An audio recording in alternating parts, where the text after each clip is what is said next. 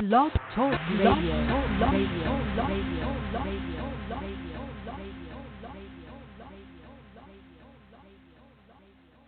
All right, everybody.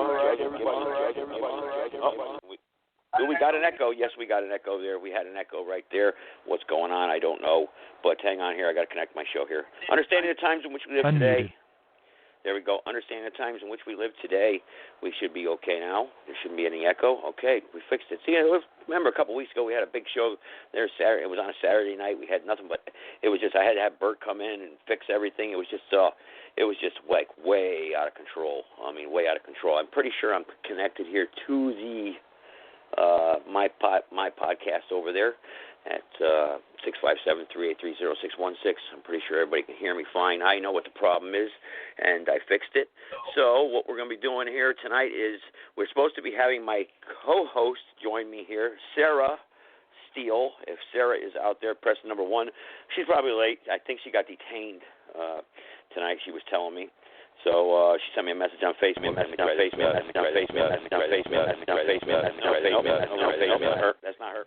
not her. Sorry, guys. So let's see if this is her. Sarah, you got to press 1, but I don't want to go down all these numbers here and check. Let's see here. Muted. Let me try this out here. Let me mute that one. Sarah, you there? Sarah, you there? Sarah, you there? No. Sarah, you there? No. Sarah, you there? No. Sarah, you there? That's not her. Okay. You gotta love it. Sarah, where are you? I think she calls in from a 516 number 2. Well, anyway, the show is called Understanding the Times in Which We Live Today, and we do have a. Let's see, I'm checking both boards here. Sarah, you have to call in on my platform. Not my platform. You have to call in the NSM's platform. That would be 516-453-6058. Okay? So I need you to call in there and press the number 1. I wanted to send you an invite, actually, but that didn't work. So, okay, what we're going to do is we'll be back here live in about 2 minutes. We'll play our little intro. And then, hey, guys, the phone number is 516-453-6058. Hey, just press the number 1 if you got something you want to share, something you want to talk about. I know last night I was on the YouTube thing with the Phoenix rally there that's coming up. I guess they did a news report there, and then the libtards and the Antifa scums and the bots and the provocateurs that work for the government were all on there last night. And immediately, as soon as I make a comment, they automatically start attacking me. And twisting my words around, flipping it upside down this way, that way, and spinning it out of something that it's not. But obviously I got the best of most of them if you go back and read the comments there. Go to YouTube. What's the name of the video there? Check it out. What's the name? Let me go over here. Check this out. The neo-Nazis. Oh, here it is right here. Neo-Nazis. Let's see. The name of the video is Neo-Nazi Rally Planned in Phoenix, Arizona. This is the comments there are just insane. This Phoenix police essentially condoning these racist individuals. This is sickening. Really, that's let's see. This is fake news. Okay, well, there you go. There's a Trump turd there. Let's see. Nazis don't have any rights except one: to be eliminated from the face of the earth. Wow, that's Nazism. That's a Nazi right there. That's racist. That is disgusting for someone to have that. And why isn't that person yanked off of YouTube for making a comment like that? Why? That is a terrorist threat. They're terrorists for making those threats. They're enemy combatants. They should be rounded up. The FBI should go round them up, right? I mean, I don't see why not. I mean, if I made a comment like that on any type of platform whatsoever, they'd be knocking on my door before I hung up the phone or before I got done typing it, okay? Unbelievable. But we know why, because, I'm a white guy, and white is never right anymore, and it's just a sad situation, sad state of affairs, and we've been addressing this. So, let's get the party started, yeah. Let's get it started there in the chat room there. All right, let's play my little intro here, and then we'll get this party started, like they said. All right, back in a couple minutes.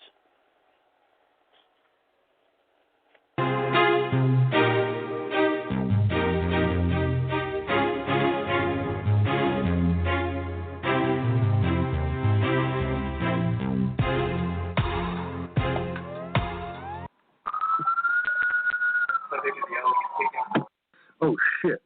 2020. Another year of white genocide. Championed by whites. Well, we call that Code Brown. Ain't nothing wrong with Code Brown. Yeah.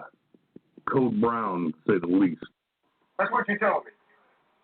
And a big old sack of weed just blew out of somebody's car and landed right in front of next to y'all. I am wasting my time running my mouth with y'all. What is the charge all those guys are facing is possession of marijuana, found of marijuana in close proximity to them, possession of crack cocaine, and also within that package with the Jew tool black man has been given 500 years to rise above. Bad decisions still seem to be the talent they embrace. Yet somehow, it's all Whitey's fault. Here, ladies and gentlemen, is themselves that they consider a communist atheist Jew as one of the tribe, as one of the boys, even though he's attacking religion. What, Commander Rockwell? You mean like atheists like Drag Queen Story Hour, atheists like pro-choice, atheists like Common Core de-education, or even perhaps atheists like the neon god they made and worship? I didn't put him in there. Can you imagine a book called A Directory of Great Christians listing George Lincoln Rockwell as one of us? Or Adolf Hitler? Not yet, not for a while. You will see the day that will be in. But right now, everybody's too scared. People are scared of these Jews, so they don't do it. Scared of what, white man? Your own existence? This was a classified document, so the guy let himself go a little bit. Listen to what he says. He says, it is probably unwise to say this loudly in the United States, but the Bolshevik movement is and has been since its beginning guided and controlled by Russian Jews of the greasiest type. George, we can help us move George Lincoln Rockwell Boulevard. Just watching the parade as a family. Praise the computer club means so much to her. With the power of love for your race and success of your children and grandchildren, there very well could and should be a world when George Lincoln Rockwell Boulevard or Adolf Hitler Avenue or Francis Parker Yockey Place does, in fact, exist. The only way we can beat this communist monster that's growing as cancer in our society is building up a fanatic, disciplined army of counter-fanatics. Go to nsm88.org. Not later, not next week, now. And that's exactly what we are doing. My men are disciplined enough so that I can send them on any kind of a mission, and they will do it. So are Elijah Muhammad, and so are the communists. Those are the only three groups that I know of in the United States of America that will stand up and die for what they believe in. The great commander, George Lincoln Rockwell, did in fact die for what he believed in. Not unlike JFK, MLK, Fred Hampton, Francis Parker Yockey, George Patton, killed by the Jews. But much to no surprise, he has been vilified instead of celebrated. But what he in fact shared with these men the most was his bravery, loyalty of being spellbound by the truth and the love of his race. And by the way, don't anybody tell me about how great our patriotism is. I was in 2 wars, and I saw our men in battle, and I was in battle with them, and one man was on Guadalcanal here with me. And I know that almost all our troops talked about during the war was how do you get out of this outfit? How do you get home? Our patriotism, our spiritual life is dead. Terrible. This is the reason for this juvenile delinquency we have. Our young people don't seem to have any aim, no purpose. There's nothing to look for except booze and TV, cars, and running around. They don't have any aim in life. We're going to have to supply that. If we don't, the communists will, and they are. As I pointed out before, every single great leader in history that has accomplished anything has been a fanatic. Washington, Lincoln, Jefferson, Billy Mitchell, Christ, all of them were fanatics who died for their ideals. We began this party to do these things, to build up this army of fanatics. And for that purpose, I resorted to almost anything legally. I drew the line at almost nothing. I risked my life time after time in order to force the paper curtain, as we call it, to break apart what they call a quarantine treatment. Many of you probably don't know this. But my opponents, those the people that oppose me, are very proud of what they call a quarantine treatment. They say Rockwell is a disease, and we must define him by not saying anything about it in the papers, nothing on the TV. We must never let anybody hear anything about this or to spread. Of course, that in itself gives the thing away. They call it the quarantine treatment. Because why would anything vile spread? Are you so stupid that you can't see whether it's vile or not? So I had to break this. I had to figure out some way of forcing, is just what I'm doing here, to disabuse people of the screwy ideas they've got of us and try to show them what it is we really believe and give them a chance to judge it and think about it. That's phase two, is to take the people that have been converted by our propaganda, and some of you are sitting here right now. And if you are, at this point, not one of us, you deserve to inherit the earth, or in turn via the earth. Same difference. Who will be converted, to take you and organize you into a political machine. Time after time, history has showed that you cannot win a political battle just because you're right and you've got the majority. You've got to have a machine. This is Daniel Burnside. The SPLC calls me a racist. The ADL calls me a domestic terrorist. Soros Antifa call me a fascist. E-Title calls me an extremist. UN calls me a white supremacist. My friends and comrades call me Norse, and I call myself a Nazi.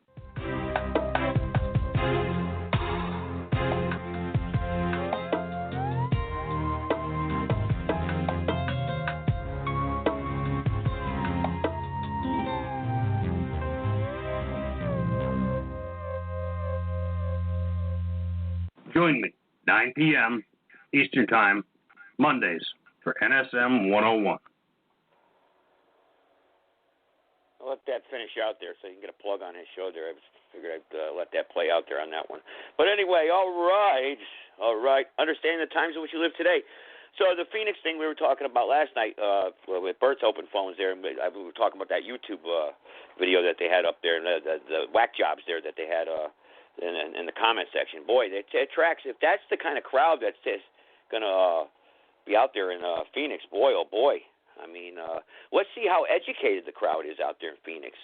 Let's see how, why don't we call some places out there and see how smart they are. I mean, this is where the NSM is going to be going, and let's see what kind of public there's going to be out there. What type of knowledge that they have. I mean, since they're going to be so smart, obviously protesting according to these comments, they're going to outnumber them, and they're going to be yelling at them and get out of here, you need to be arrested. And, I mean, straight up to be telling them that they should be killed. I mean, who says stuff like that? How sick could you be? Those are some sick people on YouTube right there, and YouTube really. I mean, you do have a First Amendment, but that is not covered underneath the First Amendment. To talk about killing not these guys, these NSM guys, what's up with that, people? Why don't you call in here? Call in here and tell me why they should be killed. I mean, I want to hear that. What gives you the right to be judge, jury, and executioner to kill these guys? You're threatening to kill these guys if they come out there because they want to demonstrate their First Amendment right? You want to kill them? You want to kill me too? That's what this says. Yeah. I mean, what kind of? And the police should help you. You're sick. You're sick, man. No wonder why the country's falling apart. No wonder why you can't get a fair election. Because you got idiots out there like this. You should be ashamed of yourself. Talk about killing people on the internet. Bunch of keyboard trash lawyer moonbat scumbags. That's what you are. You're a bunch of bottom dweller scumbags sitting in your grandmother's basement in your underwear, your dirty, rotten, stinking underwear that you haven't washed in 2 weeks probably, and you're 90 pounds overweight with that pot belly. You look like a potato probably. You're not in any shape whatsoever. Pale skin because you don't got no sun. You probably look sickly. Dark circles under your eyes. Hair all greasy. Yeah, that's you. That's you. That's the keyboard warrior. That's what you are. You won't call. Call in. Press the number 1. Call into this podcast. I challenge you to call in. Tell me why these guys should be murdered and rounded up and put in prison because they're using their First Amendment right. Okay? Because they're going out there because they will have a message to bring. It's their message, the NSM. Why should they be rounded up and thrown in prison? I want to hear from you. Come on. I don't care who you are, even if you're a scumbag Antifa. That's a scumbag group right there, Antifa. Yeah, dirtbags. Cowards. Got to wear a mask. 50 on one 80-year-old woman. 50 people, Oh, that's bravery. Yeah. That's an organization to join, right? Yeah, that's pride. Scumbags. You ain't got no heart. You got no courage. I'll take your phone calls.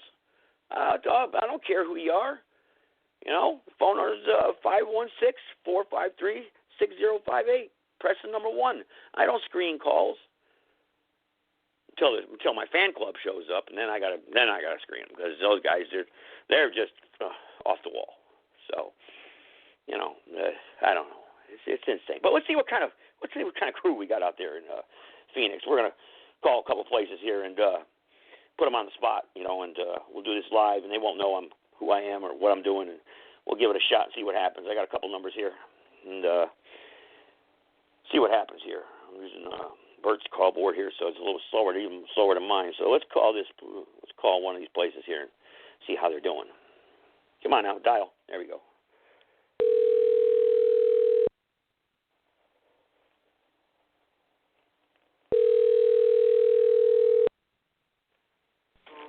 Thank you for calling Taco Bell. How can I help you? Yes. How you doing tonight? I was just wondering if I come in, do you guys accept Federal Reserve notes? Hello? Hi, sorry about that. How can I help? Oh, that's okay. I was just wondering if I come in tonight, is the dining room open? Yes, it is. Oh, great. That's wonderful. That's good news. But do you guys accept Federal Reserve notes by any chance? No. It's our No, lobby. you don't? Oh. It's open. We don't have anybody in it. Yeah, no. I was wondering, form of payments, like, for instance, do you guys accept Federal Reserve notes as form of payment? Oh, no, I'm sorry. I thought you said something else. No, we don't. Oh, no. Oh, wow. Oh, geez. Well, you see, the dining room's been closed that long. What did they do with the Federal Reserve notes? My goodness. What do you accept there for payment? Debit card, cash, credit card. Oh, cash. Oh, okay. What is cash? Can you define that a little more loosely, a little more definitively, please? Is this a prank call? Or... No, it's a very serious call. I'm actually trying to figure out why people don't know what a Federal Reserve note is. Like a $20 bill, a $100 bill, 5, 10. Things I can you know put what in my those safe, are called? Like we have a safe, it has to be able to take it. But you know what those are called? No, yes. I don't. I'm sorry. Take I don't know a while, how else to explain it. Currency. I don't know.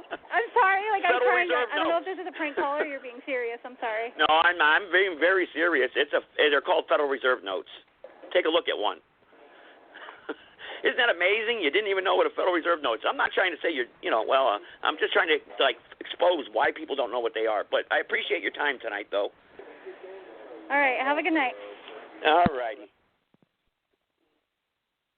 Ding dong. Ding dong. All righty. Okay. That's one of your little restaurants there in Phoenix. Yep. Don't know what a Federal Reserve note is. No, we don't. She knew her answer right away. Nope, we do not. Now, was she? But yeah, I can't say she was trying to brush me off just to get me off the phone because I asked her several times.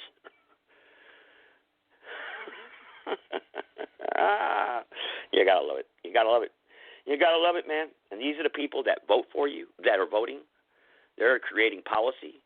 These are the people that are in the schools. These are the people preparing your food.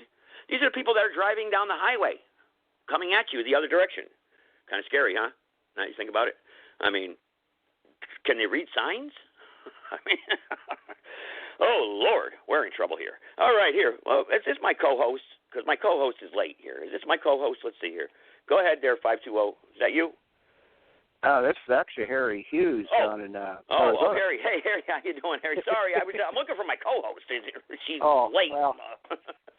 But go ahead. Yeah, them Federal Harry. Reserve notes, they really throw people off. And, it's funny you mention that they're driving out here. I'm not sure if you're aware of this, but the Phoenix area has a complex freeway system, and almost like every other night, there's a wrong-way driver out there, despite the fact that they got these big 4x8 wrong-way signs on all these freeway ramps out here. So, yeah, I could see why we have a problem, particularly in Arizona with people not knowing things, can't even figure out which freeway to get on and they find themselves going. Yeah, they can't read. Yeah, they can't read, obviously. And is it to all the people that are pretty much coming over across the border that just like, I mean, they get a free driver's license when they go to the DMV, right? They just say, hey, my name's Paco Rivera.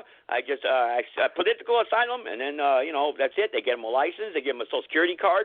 What, a couple $1,000 maybe, and maybe a box of diapers, and woo, off they go, and keys to an apartment. And I mean, that's what it appears like. That accurately sums it up. But if you're a U.S. citizen, my wife spent almost 14 months doing battle with the Department of Motor Vehicles just to get a state ID. We spent just as long after we got married with the Social Security Administration to change her Social Security card with my last name on it. Wow. However, every time we went to these places, there was some non-white person behind the counter, and they were very proud of not knowing any of the answers to our questions before they had the black security guard escort us out of the building. No, Lord. Oh, my. Yeah. And he was probably Big Bubba, too, probably about 6'9", probably 390 pounds, They're the ones that had the gun. So, yeah, but we noticed that the immigrant class seemed to be very happy. We were at the DMV, and they had, put on makeup and combed their hair for their picture, and here we are getting shooed away. Like, get out of here! We don't want your kind around here. We don't even want to look at your papers and your documents. Yeah, you are not welcomed at all. You are. I mean, when they look at you, when you go into like one of those DMVs or something like that, it's like you're not welcome there anymore. It's like enemy territory, It's like you have to be brown skinned. It's terrible. Yeah, basically. I don't think they got their facial recognition up when the thing flashes Nazi, Nazi, Nazi when I walk in the door. Yeah. Well, did you check? I was talking about in the beginning there that YouTube video that Bert was talking about last night, or you brought it up actually. What do you think of those comments? That comment section on there, boy, oh boy, those guys want to kill you. Well, if I did anything like that, they'd be kicking my door in with like 2 SWAT teams. And I used to have a YouTube channel, and I couldn't put up vacation videos, and they finally axed it. I don't know how these people get away with this stuff. We're supposed to be the hate mongers and the racists. I think they got that ass backwards or something. Yeah, that's my point, really. Who really is the hater? Who really is the violent ones in this country? I'd say it's these people on. Social media, the whole platform. Really, they're the ones. It's not the people out there that are like us that are trying to spew the truth and wake people up and try to, something that we believe in, honorably, admiralty. It's like these people have no type of honor. No honor amongst thieves, I guess you could say. It's disgusting. It's terrible. I read stuff like that. They want to kill you. You guys should all be. What is it? What's the one guy say that? Oh boy, you guys should be put in jail. You shouldn't have a right. You don't have no First Amendment rights. I mean, this goes on and on and on. It's just insane. Well, I've heard it all before. I was at Arizona State University a few years ago. They had a class called The Problem of Whiteness. So we went down there to protest it, and they had this weird-looking, I guess he was a professor, but he also, did some part-time job as a DJ or served coffee or something someplace. But his name was Robert Poe, and he had this weird-looking tattoo on his neck that kind of looked like either the Wonder Woman symbol or the Whataburger logo. Actually advocated violence towards white people who politically organize. He said this very loudly on a megaphone. I recorded it on video. Wow. And he called this premeditated self-defense. That's the term, the exact words he used, that you could engage in violent acts towards white people who politically organize. And like I said, he called it premeditated self-defense. So this guy was completely off his rocker. A taxpayer-funded public university had this guy on the payroll, and they were teaching this to other students. So when they put their hoodie and black mask on, what do you think they're going to do? Well, at that little event I attended, Well, the guy we called Mr. Fatso, within 30 seconds, started to get violent. And wow. I had an Iranian friend that was there, and he says, well, you better back off, Mr. Fatso. See how far that white privilege gets you now. So, it was. You know what I call that when they like to throw that white privilege in your face. Or the blacks do. I call it I say, well, what about your black fragility? Look that one up. Boy, they go crazy. The ones that know about it. Most people don't. Huh? What's that? But look that one up. But they just there's this white privilege. It's so. I remember when I first started like really evolving in the culture and in society. When Trump was first running, really it started getting real popular with the media. This white privilege, and they even made music videos about it.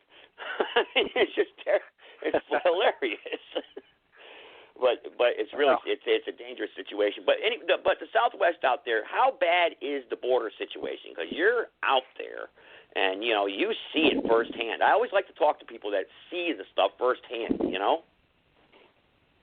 Well, it's a mixed bag. So the NSM actually patrols the border. We've been doing that since 2010, and it changes. It's what we call a fluid environment. And so it will depend. During the Obama administration, my neighborhood was real busy. And, our Border Watch group, fairly active. We would go out and find drug smugglers, and we cover, stuff that got left behind. One time we had a truckload of almost 2,000 pounds of dope on it, and Border Patrol came and picked that up. But it changes all the time. It's picking up again, so we're out moving around.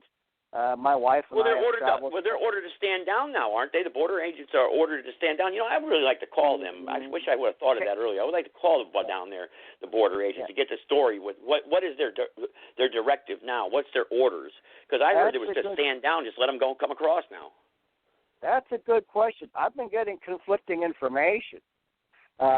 Apprehensions are up over the last 30 days, way up. So they're actually picking people up. Now, catch and release is back, so they're just, they pick them up. Well, that's what they're doing, Harry. That's what they're doing. I think that's what they're doing. They're going out catching these guys, and then they're coddling them for 3 days, and like I said, getting them a box of diapers, giving them the milk, eggs, and their little food stamp card, and then kicking them out the door and with a piece of paper with their court date that they're never going to show up at. We call those notices to disappear, and that's. So I expect there to be a lot more traffic coming up through here. Now, the area I'm at is rather unforgivable. It's unforgiving as far as the terrain and the summer and the things. It's mostly narcotic smuggling that we encounter where I'm at. But what's happened in other places, like out by Yuma, they put up a new section of fence there. Little town called Algodones. That's where all the snowbirds go get their dentures and teeth fixed. They have what I call Border Patrol Uber. They got this little carport set up next to the Colorado River. And so people come across the river, and they wait there, and here comes this van along from the Border Patrol, picks them up and takes them to their processing center, and then, they get 3 hots and a cot and all those fine benefits and things. And so essentially, we've got the Border Patrol completing the final leg of the human smuggling journey into the United States. It's no longer the coyote, the human smuggler does this. The Border Patrol has effectively taken that role. When I first started the patrols out here, people used to run away from us all the time. We don't see them anymore because they cross the border and say, hey, here we are, come take us to the place. They know where the food's at. Yeah, wow. That's and for those people who don't have access to Border Patrol Uber, down in the Barium Golden Letter Air Force Range, which is where they drop bombs and do military training, they have these little beacons out there, these little call boxes with like a red button on it, and if you push the red button and wait, Patrol will come and pick you up. And there's a bunch of these out there. Try finding a call box along Interstate 8 for a stranded motorist. You're not going to get one, but if you're an illegal alien, no problem. We have those out in the middle of the desert, 10 miles from anything. Wow. Yeah. That's insanity. That's insanity. Now, the people how close? Now, I'm not familiar with the border. I've never really been there. I've just never crossed over into Mexico to the brown side, I guess you could call it. Maybe, I don't know. But if you own like a house right there on the border, basically, or just like maybe a couple of yards off the border, wouldn't you be petrified of these cartels? I mean, because they're armed to the teeth. I mean, and you're an American citizen. You're not allowed to be armed, pretty much. I mean, these guys have fully automatic weapons. You have semi-automatic, so it's kind of like you're in trouble. but I mean, how do people adjust down there to that type of lifestyle? Well, down here, everybody carries. I actually know somebody who lives very close to the border fence in southeastern Arizona. He also has a border watch group called Arizona Border Recon, so he's got experience doing this stuff too. So, but we have problems. They come up and they cut fences, they run off cattle, they break into homes and steal things, steal chickens.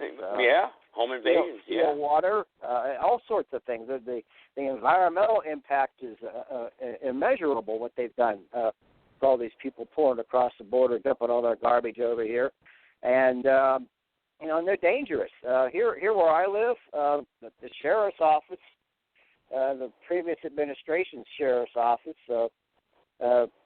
they had arrested all these people who were illegal aliens, and 30% of them had non-immigration related criminal records in the United States. So almost 1 in every 3 was a criminal that they were apprehending down here. They're not. Donald Trump was right. They're not sending us their best. In fact, they are pushing these people out of Mexico because they don't want them either. And as Americans are just suckers, and we bring them in here, and we've got these politicians, painting this picture that they're all just hard workers looking for a better life, and meanwhile they're in your house raiding your refrigerator, trying to break open your gun cabinet. Yeah, unbelievable. It's something that is just. And the thing of it is, it's policy. It's policy of this current administration is to to induce them to come here, and you see the lines of people that are just ready to crash the border. It's insane. It's insane. I mean, how does the system itself handle all that influx of people just wanting to suck off of it? I mean, it's. I know I always criticize the taxpayer type of thing because the Federal Reserve prints the money, but still, it still has to be accounted for. There has to be an accounting for it. I mean, we're so far in debt. You could tax everybody 100% for the next 10 years, and you wouldn't even pay off the interest on the debt. The national debt. So, because there's only 200 million taxpayers in this country, so it's insane. So there has to be a global reset of the currency sooner or later. But what they have to do is they're destroying the sovereignty of the United States by doing what they're doing by this. Now, are they going to tear down? Did you hear anything about them tearing down the wall, the sections that Trump did build? Because that's what I heard. They're going to tear it down. I'm not sure what they're going to do with that yet. There's large gaps.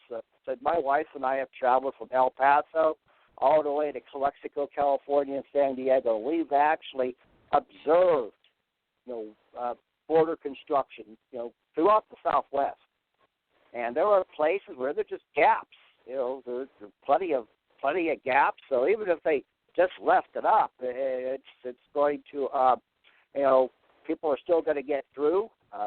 I saw a story the other day. There was a gate that was welded shut. They went ahead, cut the welds on it, so apparently they swung that gate open. There's a lot of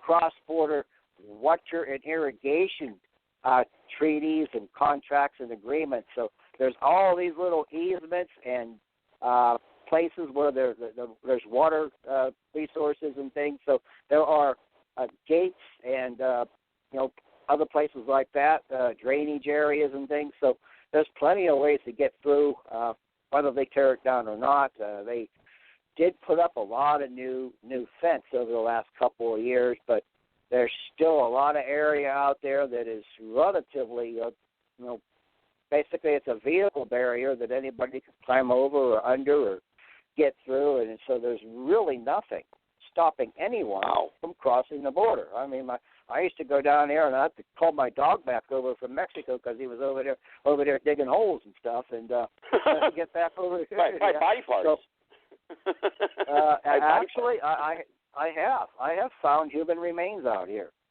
from people who died, trying to cross the border illegally, and there's all these left-wing media outlets that go, well, gee, the Border Patrol weaponized the border to kill immigrants and all this stuff. It's all garbage. The people who come over aren't prepared. I said I'm 65 miles from the border. I travel about 10 miles to get to the action, which is at Interstate 8. And, one person needs 1 gallon of water per day. A gallon of water weighs 8.6 pounds. How much are you going to carry when you need 5 or 6 days to walk up here? Yeah, that's true. Now, just to touch base on real quick on the Phoenix thing, the Phoenix rally there you guys got coming up. What kind of, do you think there's going to be a big turnout with protesters that are going to be like, because we see the type that you're getting of the YouTube crowd there in the comment section. Are these idiots really going to show up and try to, which you guys aren't worried about it. If they want to try something stupid, you guys have a right to defend yourself, and I'm sure you can kick their ass anyway. But one of you guys is equal to 50 of them probably. That seems to be about that would be fair. We had a rally here in 2010. It was at the federal courthouse on Jefferson Street in Phoenix. And we showed up, we got ready, and, of course, the federal courthouse falls under the Fed. They had the Department of Homeland Security, and the Marshal Service and stuff was there. But the real fun happened a couple blocks away. It was the Antifa and the police that were fighting. We're just standing there watching. It's like, gee, what is this? We just want to walk down the street. And so they got the whole street filled with pepper spray and smoke and tear gas and all this stuff. And it was like they were fighting with the police and not us. And eventually we went and had our rally, did our event. There were some, brown berets and Antifa and a bunch of weird people wearing dresses and stuff. It was strange. I mean, it was like going to a freak show almost. But a large number of those counter protesters, I guess, never made it to our rally because they were, they got gassed and were receiving medical treatment. But, we've done this across the country in lots of cities. You usually do these twice a year, and we have a reputation. We will protect ourselves, and we don't back down. So generally, rule of thumb is don't attack us and you won't get hurt. It's that simple. Yeah. And, we've had, we get the same posturing every time. We get the threats. We get the calls on the hotline. We get emails and all this other nonsense from all these 10-foot-tall keyboard warriors that turn out to be about 4'11" when you see them in person. Well, the thing of it is that the news media doesn't really help with the fake news. With their phony reports. Even that video there that they posted, you got these people telling everybody what you guys are all about, and it was totally opposite of what you guys really are about. You're violent, and I like the disclaimer in the beginning. Everybody, be careful. There's hate in this video. It's come on, man. Yeah. You want to see some hate? Oh Lord, take a look at your face. I'd hate to wake up looking like that. I mean, come on, man. There's people with that Jewish face you got there. But that video was a piece of work, man. I tell you, they found some, that old footage from 11 years ago, and they completely danced around the subject of why those things happened there. Well, the Antifa attacked the police, and it had nothing to do with us. But we were there, but people blame us for causing all these problems, and all we want to do is exercise our First Amendment constitutional rights, and if they don't like us, they can go do something else that day. I don't go crashing Antifa parties and stuff. I don't go to no communist meetings or anything like that. I tend to stay away from them because I don't like the smell. And something with hygiene, I guess. But we just want to have our public events just like everyone else. And if they don't like it, they should just stay away. If they want to have a fight, well, maybe they ought to reconsider that. You know what? I would always say this: is if you want to, it's like this podcast show. If you want to come aboard and have a discussion, or if you want to learn and find out, or even if you don't like, look, nobody says you have to agree either. If you want to protest, that's fine. That's your right. But when you're spitting and the foul language they use because they can't come up with anything larger than a 4-letter word, because their brains aren't wired, because they're so chemically induced with their medication and their drugs and the poisonous food they eat, they don't know what they're talking about, because they were sitting in their dirty diapers in front of the television set as a babysitter when they were as a kid. So that's their brains aren't wired right. So if they were able to have an interesting conversation, I'm sure you guys don't mind. I mean, I just look at the podcast show. It's like, here, everybody's welcome to call in, but you won't get too many of them at one time, because it seems like there may be it's like the moon has to be like a certain phase or something. I don't know. Antifa, I don't know what is their major malfunction. Antifa, what is their goal? The destruction of America, It's the capitalism. They can't stand capitalism. They can't stand anything. Actually, I don't think they even like Joe Biden. You know what? I think they were protesting against him when he was inaugurated. Yes, they were. They were. Oh, they were. They don't want Biden. They didn't want Trump. I mean, they don't want any. Well, maybe they should talk about what they do want. We know what they don't want. I'm really not sure what they do want, because they apparently resist and avoid intellectually stimulating conversations. I was at a inauguration protest back in 2017 when Trump got sworn in. I went down to the state capitol, and there's Antifa down there, and the public TV station was down there trying to cover the event, and there was the usual, no Nazis, no KKK chant. There was a guy beating on a drum, and the Antifa guys were trying to harass these Asian white supremacists who were carrying a sign that said free helicopter rides for commies. But when the reporter walked up there and tried to talk to these guys, none of them, not one of them, wanted to talk to the reporter. They had really nothing to say. So what was their agenda? Oh, gee, I have no idea. Nobody was going to talk to the reporter about it, and they did recognize me, but they were more interested in harassing the Asian white supremacists. So I just wandered around and took pictures and shot some video of the whole spectacle. Of course, all that got taken off of YouTube, but it was an eye-opening experience. It was actually kind of scary. Well, I was always told the media, you have to be careful when you talk to the media, because they'll put a spin on it, and they edit and they basically spoof your conversation, and they add things to it, and they'll do voice changeovers, and they'll make you say things that you really didn't want to say, and they make you look stupid, basically, and that's what they try to do. So you got to be careful how you choose your words when you do an interview. That's what I was always told. Try not to, the corporate news media is just not there really to report the news. We know that anyway. So it's just it's best sometimes not to talk to them. That's what I was always told. But, I don't know what you guys do, what your policy is on that. But, of course, naturally it's the truth.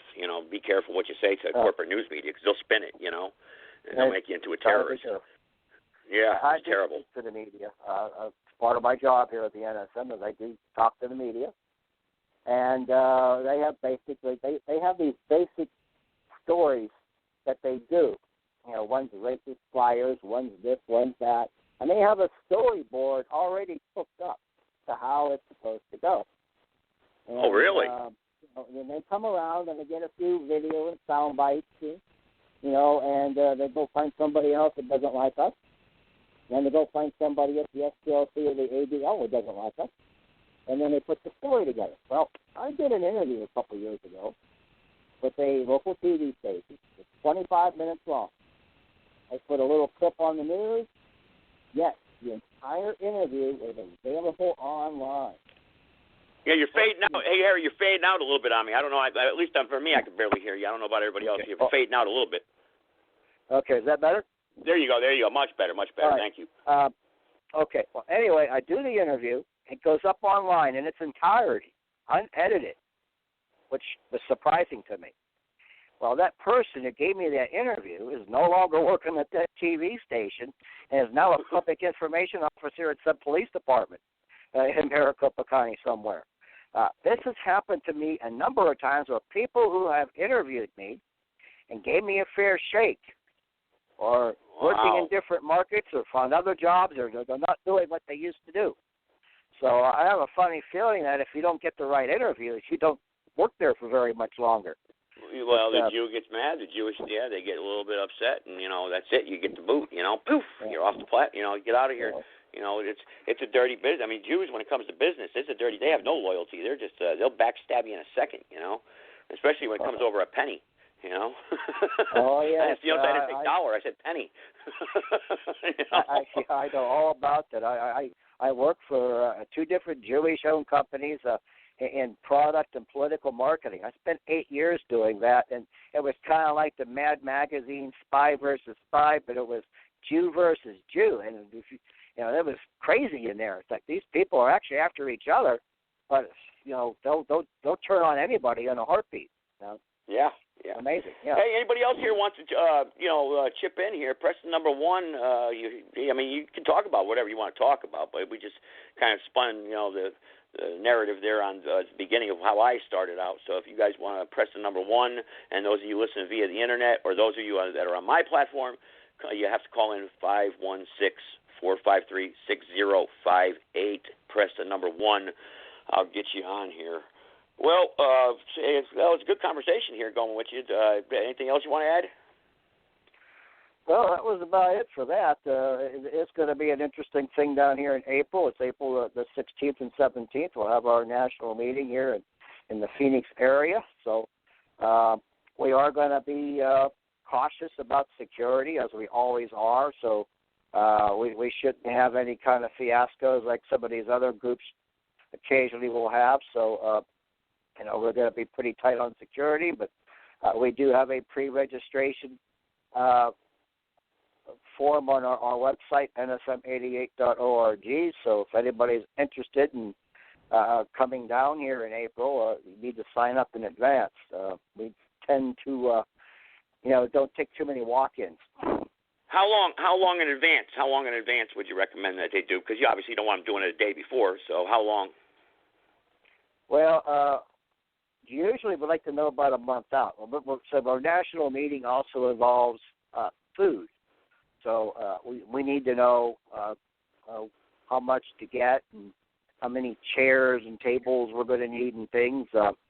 So that's something we'd like to know like a month out, usually at a minimum, so we can plan for, it's like any other event when you are expecting guests, you need to know how many we're going to have. Yeah. And, I would say, my opinion is this. I would say everybody should attend. Everybody should show their support. Because, if you want to change, you want to make a change, and you want to show your support, you should show your face and go there, and be a part of it. That's what I would say, It's just, I know some people may have to work that job, but if it was a football game, though, woohoo, they take off for that day, Get your butt down there, That's what I say. Get there and show your support, because, if they say, the more the merrier,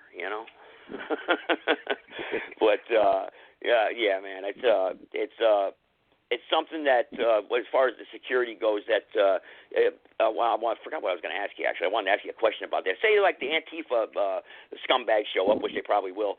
Would you advise people how to handle the situation? I mean, obviously, if someone throws a brick and knocks you upside the head, hey, well, it's common sense. What's going to happen? I'm just saying, what's your not engage, or how does it work? What's your procedures on that? Well, my rule of thumb is don't start anything. Okay. That's the more point, So we've had, a lot of different events over the years, and we don't, people are going to hate us. People are going to call us names. If you've got a thin skin, this might not be for you, but my rule of thumb is don't start anything. If somebody else starts something, that's another whole ball of wax, but, it's, pretty much common sense. If you start something, you're going to get in trouble, and probably the rest of us along with them. So,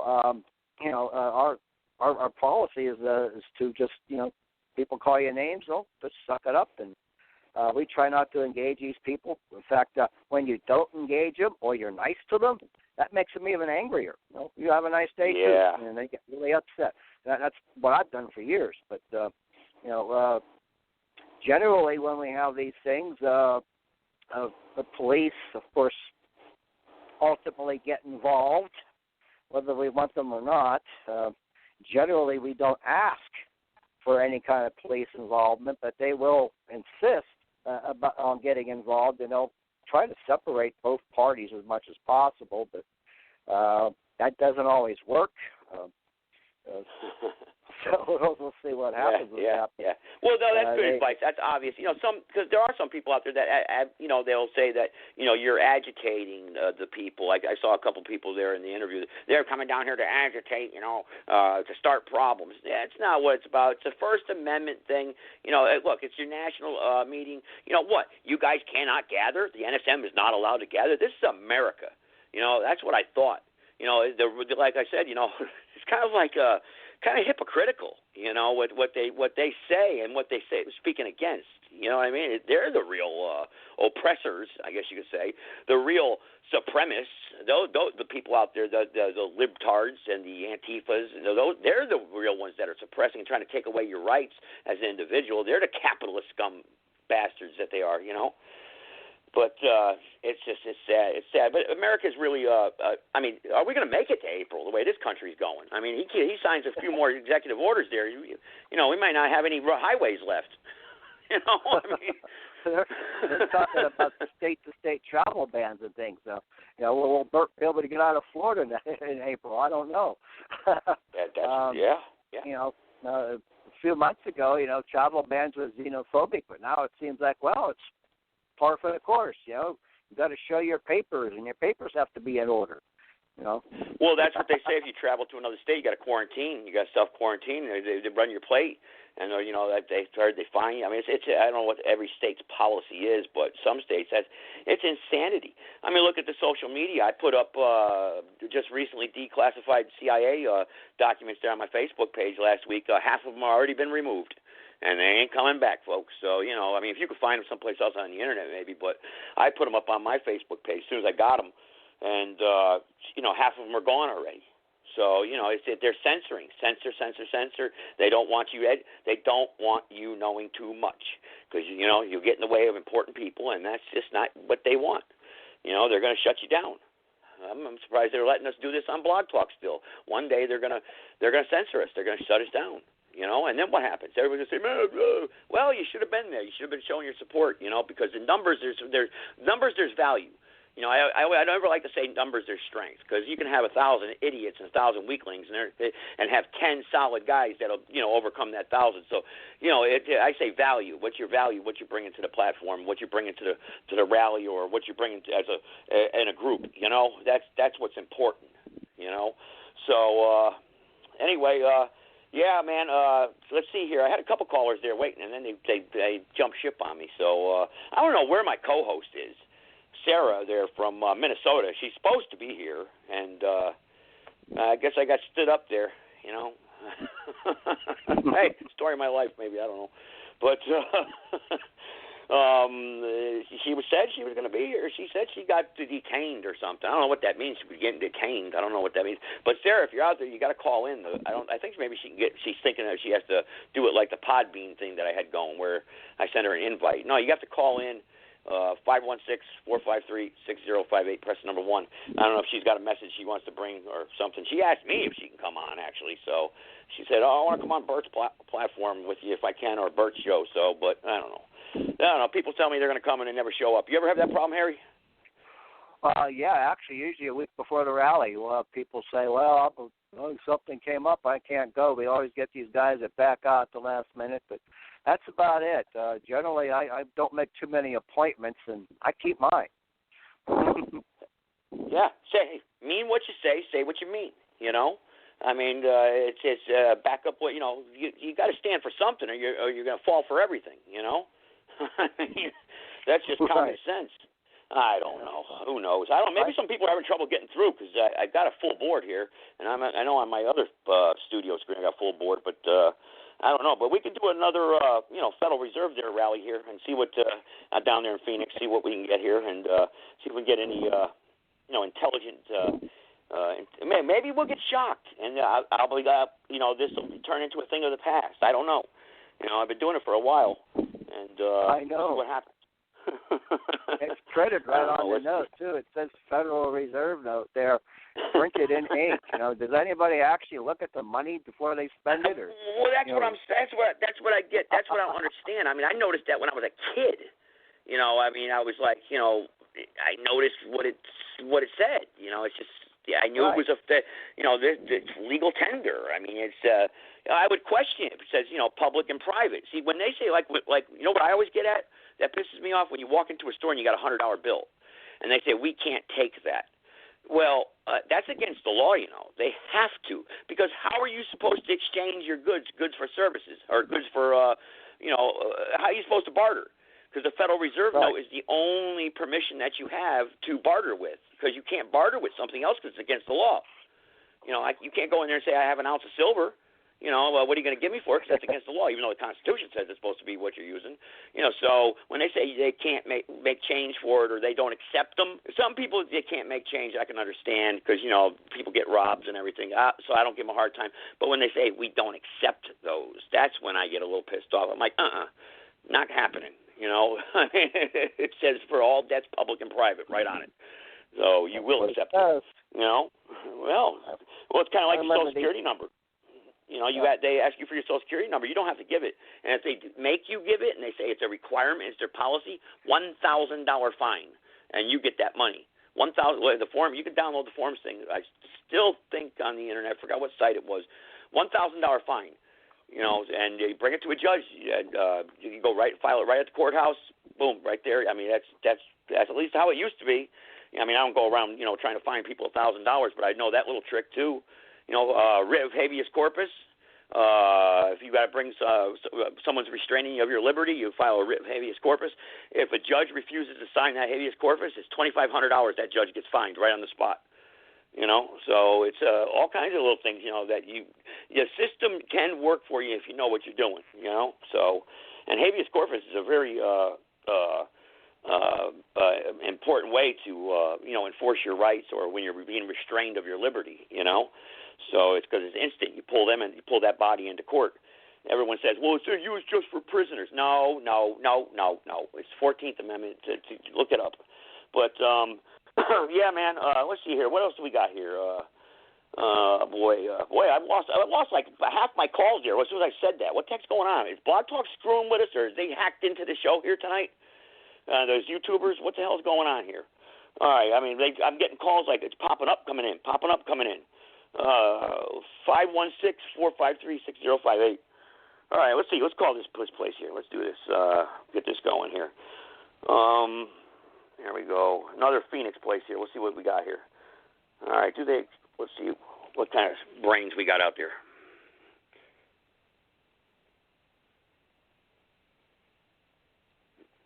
Not ringing. Says dialing. I think something's going on with my studio here, because it's fluctuating bad. Let me cancel that. I'm going to redo it. Let me cancel that. See, it's real slow. It's real. I'm getting numbers popping up and they're disappearing. I think Bert said that last night at the end of his podcast, that the numbers were appearing, were like jumping all over the screen, and then he said it was my fan club. So, but it probably is. The jerks that they are. All right, my fan club. I call them jerks. Come on, dial. There we go. What's going on here? It says it's ringing, but I'm not hearing nothing. You hearing anything on your end? Don't hear a thing here. No ringing. Usually Usually you can hear all that when you do that. Yeah, I know. Usually you can hear the ring. Says it's the first one went off without a. Oh. Hello. Yes. Hello. Yes. How you doing? You guys, is the dining room open tonight? Just already closed right now. Oh, you're closed. Is the drive-through open? Yeah, drive-through open to midnight. Till midnight. Okay. I was just wondering if when I come through, do you guys accept Federal Reserve notes? I'm sorry? Do you accept Federal Reserve notes? I want to know if you accept Federal Reserve notes when I come through the drive-through. Okay. Just accept everything but 11 No, p.m. when I pay. How do I pay? I want to pay with Federal Reserve notes. Do you accept them? Of course. Just drive to, yeah. Just drive there. I need to know how I pay, though. I want to know if you accept Federal Reserve notes as a form of payment. Do you know? Oh, no. Okay. No? No. Okay. What? Do you have tacos there? Of course. Oh, of course. I don't know. You don't accept Federal Reserve notes. I wonder what planet I'm on here. Okay. Yeah. Okay. Let's see. Do you got a manager there? Yeah, I do. Just the money is speaking. Oh, you're the manager. Oh, my Lord. All right. So you don't accept Federal Reserve notes, Mr. Manager. How do you cash out your register if you don't accept Federal Reserve notes? I'm just curious, since you're the manager. Give me 1 second. Hang on, 1 second. Bueno, me está hablando que si está abierto el dining room, después me está hablando... Dile. Está preguntando que si aceptamos... Welcome to America. ¿Qué chingado de pay? Le digo que sí y después me hace otra pregunta, le digo, no, ok, no. What's he saying? Y dice, no, pues quiero hablar con el manager. Nomás, ¿de qué se trata el pedo?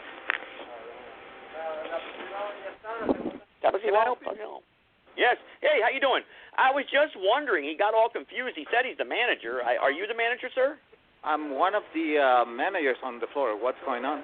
Oh, on the floor. Okay. I was just wondering when I come through the drive-thru, do you accept Federal Reserve notes? Which kind? I was wondering when I come through the drive-thru and I order my food, I was wondering if you accept Federal Reserve notes. We don't. It got to be you don't. cash only, or any kind of plastic card. Okay. Coin. How about coins? Okay. Well, okay. All right. Well, I just was making sure because I have money in my pocket, $20 bills, $50 bills. And I was just wondering. So you guys don't accept those. So I was just wondering how do I pay? The regular currency we do, but any other kind like checks or something like it we don't. Yeah. But see, the problem is those $1 bills and $20 bills are Federal Reserve notes, and you said you don't accept them. So I'm curious now. What do I pay with? As long as they are currency, the regular currency we do. Any other kind we don't. That's what a Federal Reserve note is. It's regular currency. It says it on it. Federal Reserve note. I was just wondering if you guys took them anymore because it's not worth anything anyway. But kind of like the peso, right? Down Matt. I got you. But anyway, all right. Thanks for your time there, partner. No problem. All right. Yeah. Boy, oh boy, huh? What do you think? That's America at its best, live on the NSM radio network there. America. That's what you got in America. Then you wonder why you're in the problems we're in today. How about that one, that crew there, huh? How'd you like to go eat there? Sounds like you got Filibertos or something. I wouldn't want to eat at that place. No comprende. Yeah. How you like the taco Canelos. question? How you like the taco question? You got tacos there? Yeah, of course. You got mad at that one, huh? I'm offending his culture there. Taco, yeah. Don't you dare say nothing about our tacos. Paco. Oh, Lord. Welcome to America, man. I tell you, unbelievable. How sad. Hey, guys, you want to cue in here? Press the number 1. I don't have to go to 2 full hours then, man. If nobody's going to press 1, I'm kind of liking it then. What they'll do is the last 5 minutes and everybody call in. Press the number 1. They always do that, but... let's see here. I don't know where my co-host is. She's on Facebook. I said, where the heck are you? She's not reading my messages, so I don't know what the heck happened. Maybe she got arrested. I don't know. But maybe for not using Federal Reserve notes. I don't know. Press the number 1. Anybody wants to jump in here tonight and to bring up something you want. We got a full house here, so your messages will be well received. you'll get some information out across the airwaves here. But let me go over here real quick. I'm going to read something here real quick. You know about, I don't know if Harry's still there or not, because I'm not in front of that computer screen there. Let's see. I had this pulled up here, and now it's gone. The Clinton Foundation. Because I posted a bunch of stuff up with the declassified CIA documents and whatnot. This is very interesting, actually, about the Clinton Foundation. And but now I can't find it. Now it's gone. There it is. Okay. The Clinton Foundation here. I just got, since Bert likes to read stuff, maybe some talking points here. I don't know. I'm gonna read a little something here for you. All right. The Clinton Foundation has raised more than $2 billion since its inception in 1997, and Bill and Hillary Clinton have been paid more than $150 million for delivering speeches. Notably, these payments increased dramatically after Hillary Clinton took office as Secretary of State in 2009. The tens of millions of dollars that flow directly to the Clintons or their foundation from foreign governments or other entities, benefactors who could benefit from Secretary Clinton's actions, seem to pose inherent conflicts of interest.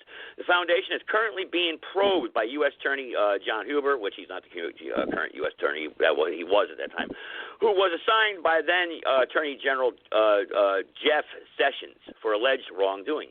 Mr. Huber, with the Department of Justice and FBI, has been having an investigation. At least part of his task was to look at the Clinton Foundation and what may or may not have happened as it relates to improper activity with the charitable foundation.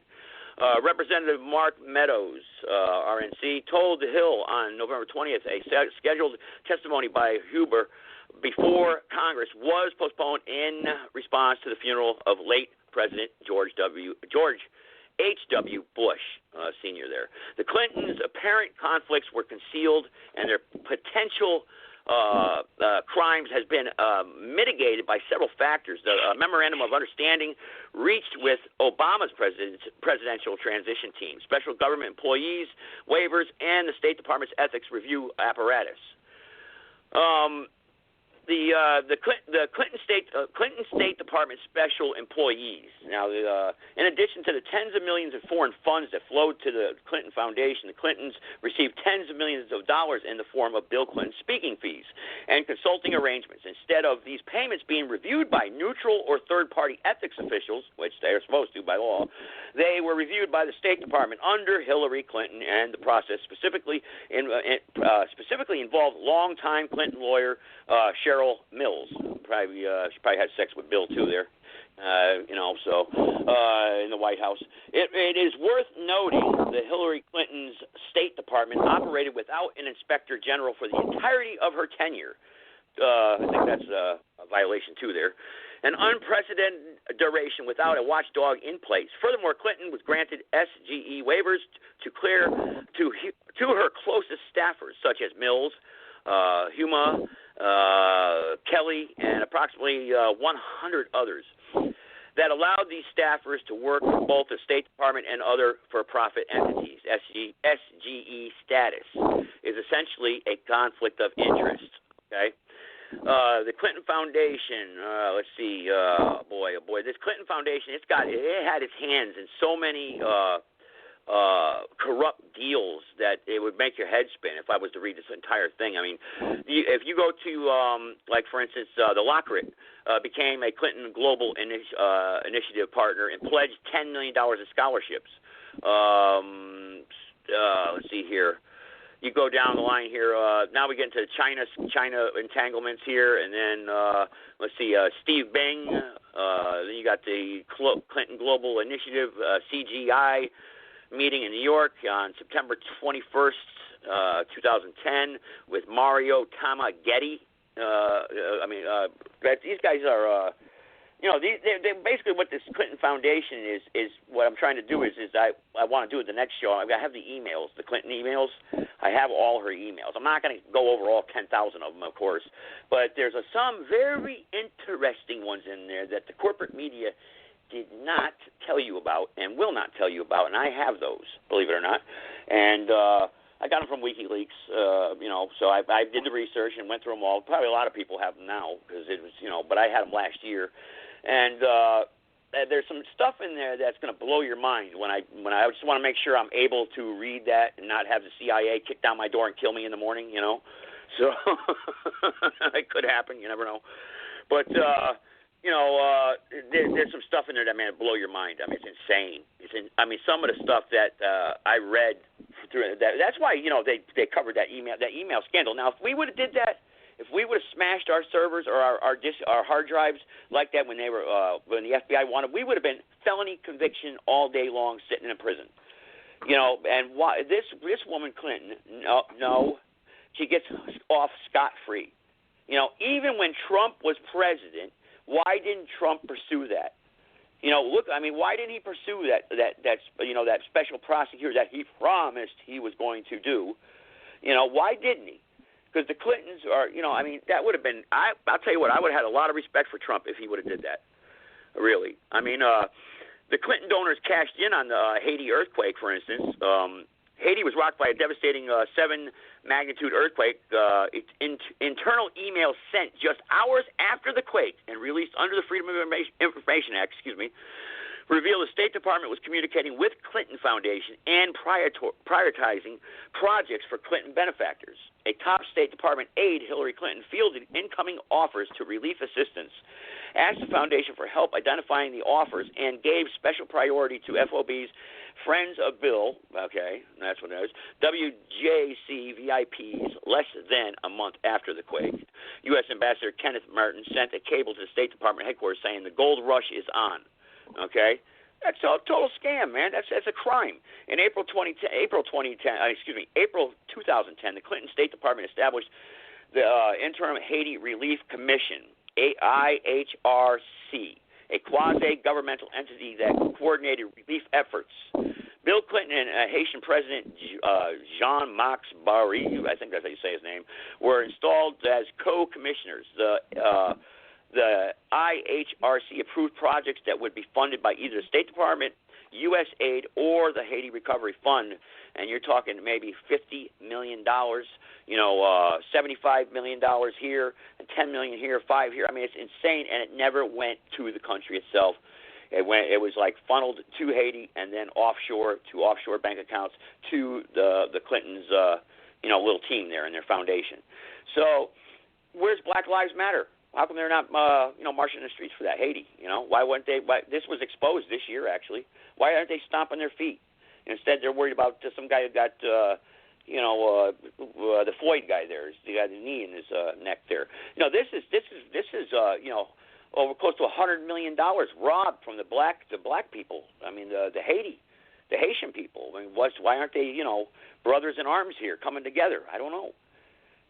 So that's something that would make me angry if it was my people, But of course, my people, I'm not allowed to say anything about because I'll be labeled a supremacist, a white supremacist, and a criminal, and a terrorist, and an enemy combatant. So, and then I'll be kicked off Blog Talk Radio and Facebook, right? All right. Anybody here want to join in here? 516-453-6058. Press the number 1.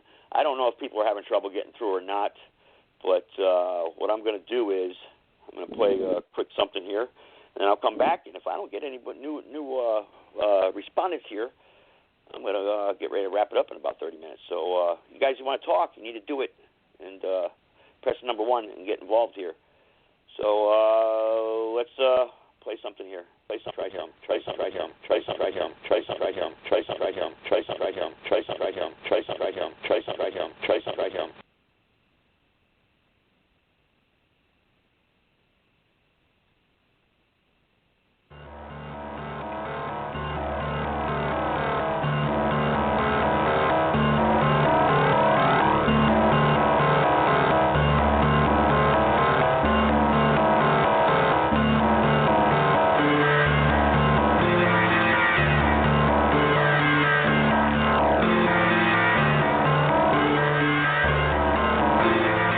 Nobody says it better. The misfit from New Jersey by the name of George Carlin, one of the best comics of our times, and by no doubt has ever lived. This is his take on your servitude to our American form of democracy. But there's a reason. There's a reason for this. There's a reason education sucks. It's the same reason that will never, ever, ever be fixed. It's never going to get any better. Don't look for it. Be happy with what you got. Because the owners of this country don't want that. I'm talking about the real owners now. The real owners, the big wealthy business interests that control things and make all the important decisions. Forget the politicians. The politicians are put there to give you the idea that you have freedom of choice. You don't. You have no choice. You have owners. They own you. They own everything. They own all the important land. They own and control the corporations. They've long since bought and paid for the Senate, the Congress, the state houses, the city halls. They got the judges in their back pocket, and they own all the big media companies, so they control just how all the news. They got you by the balls. They spend billions of dollars every year lobbying to get what they want. Well, we know what they want. They want more for themselves and less for everybody else. But I'll tell you what they don't want. They don't want a population of citizens capable of critical thinking. They don't want well-informed, well-educated people capable of critical thinking. They're not interested in that. That doesn't help them. That's against their interest. That's right. They don't want people who are smart enough to sit around the kitchen table and figure out how badly they're getting fucked by a system that threw them overboard 30 fucking years ago. They don't want that. You know what they want? They want obedient workers. Obedient workers. People who are just smart enough to run the machines and do the paperwork and just dumb enough to passively accept all these increasingly shittier jobs with the lower pay, the longer hours, the reduced benefits, the end of overtime, and the vanishing pension that disappears the minute you go to collect it. And now they're coming for your Social Security money. They want your fucking retirement money. They want it back so they can give it to their criminal friends on Wall Street. And you know something? They'll get it. They'll get it all from you sooner or later. Welcome to Blog Talk Radio. Please hold and you will be able to listen to the show. You and I are not in the big club. By the way, it's the same big club they used to beat you over the head with all day long when they tell you what to believe. All day long, beating you over the head in their meetings, telling you what to believe, what to think, and what to buy. The table is tilted, folks. The game is rigged. Nobody sees. Good, honest, hard-working people, white collar, blue collar, doesn't matter what color shirt you have on. Good, honest, hard-working people continue. These are people of modest means. Continue to elect these rich cocksuckers who don't give a fuck about them. They don't give a fuck about you. They don't give a fuck about you. They don't care about you at all. Yeah. You know? And nobody seems to notice. Nobody seems to care. That's what the owners count on. The fact that Americans will probably remain willfully ignorant of the big red, white, and blue. All right, everybody. All right, George Carlin there. I've heard that a couple times, actually. So I actually have that on my podcast. For some reason, I'm having trouble connecting to my podcast. I'm connected, but I can't play none of my stuff on there, so I don't know what's going on. All right, anybody got something to add here today? 516-453-6058. Pretty much, I'm down to my last talking points here. Oh, there we go. We got a couple takers here. Okay. All right. 601, go ahead. Hey, how you doing? I just wanted to run this article by you that I just saw. Yeah, man. It's a Fox News article that says Santa Claus should not be white anymore. I don't know if you've heard that one or not. It don't surprise me, but go ahead. Yeah, it's apparently one by Megyn Kelly. She didn't write it, but she reported on it apparently. So in Slate, they have a piece that says Santa Claus should not be a white man anymore. And when I saw the headline, this is Megyn Kelly's comment, and when I saw the headline, I kind of laughed and said, this is just so ridiculous, yet another person claiming it's racist to have a white Santa. And by the way, for all you kids watching at home, Santa just is white. But this person is just arguing that maybe we should also have a black Santa. Yeah, they're going after even the ancient European symbolism, trying to take it over too. Yeah, there was a thing a couple years ago with the Rudolph cartoon. They said it promotes bullying. You know, Rudolph the Red-Nosed Reindeer, when they make fun of him in the beginning there, right? Your red nose, yes, yeah. Well, that is bullying, and that can cause kids to to do suicide and stuff. So they don't like playing that anymore. Oh wow! I guess he didn't watch like the second half where the nose kind of paid off for him.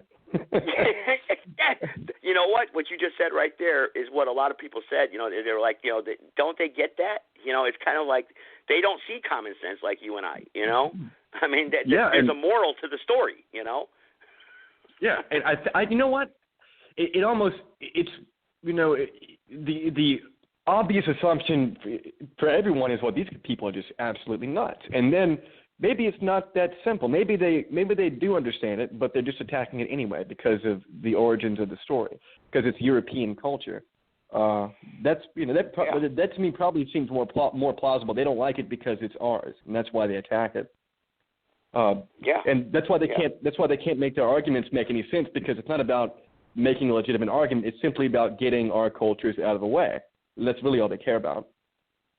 That's your you know, you hit it right on the nail right on the head right there. That's their goal, is to eliminate our history and basically, what the heck was that? Well, our history, eliminate our history, right? Erase it, and then, you know, well, that's what they're doing. And they've already demonized the white race, the white male especially.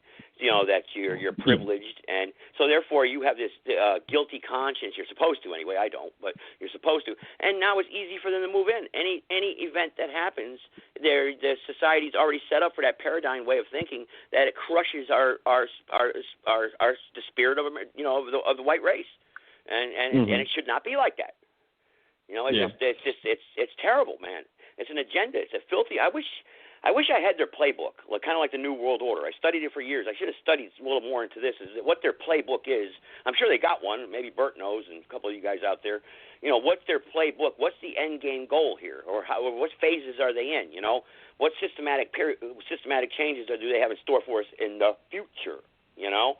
So, actually, I think I got somebody here who wants to jump in here. But I'll leave your mic open, all right? Stay on there. Unless you got something else you want to add real quick.